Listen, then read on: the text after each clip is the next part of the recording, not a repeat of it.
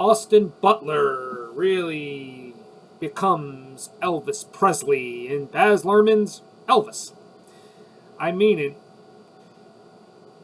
When he's in makeup and he's in character and that accent, it's like I couldn't even see Austin Butler. I just saw Elvis.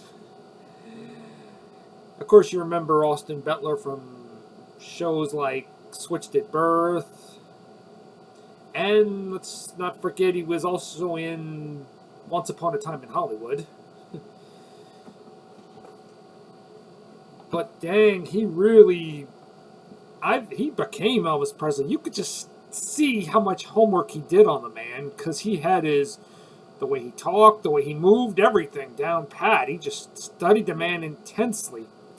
I heard he got into his accent so much he had trouble getting rid of it.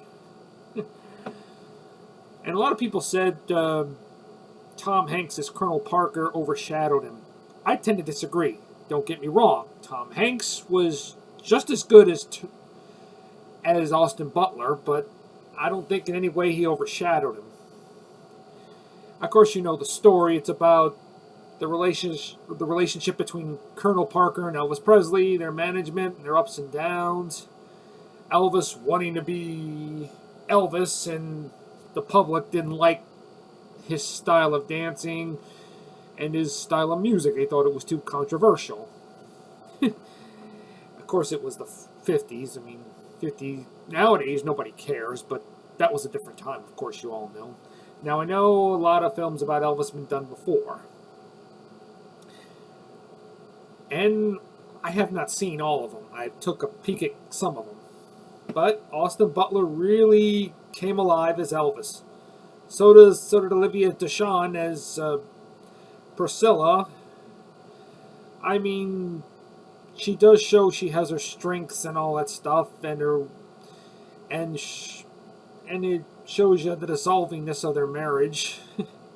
Even though you can clearly see they both loved each other, but they just, well, you know the rest.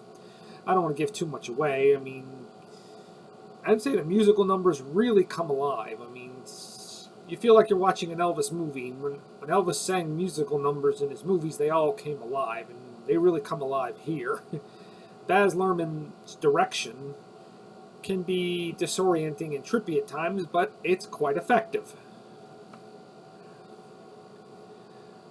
I mean, we do see a little bit of the insecurities that was Elvis. And I like Tom Hanks as Colonel Parker, even though he's viewed as the bad guy, and how he doesn't really see himself as the bad guy. He thinks of himself as helping Elvis. Of course, we all know we all see him quite differently. All in all, I give Elvis a 10 out of 10 for Butler and Hanks' performance. See you later.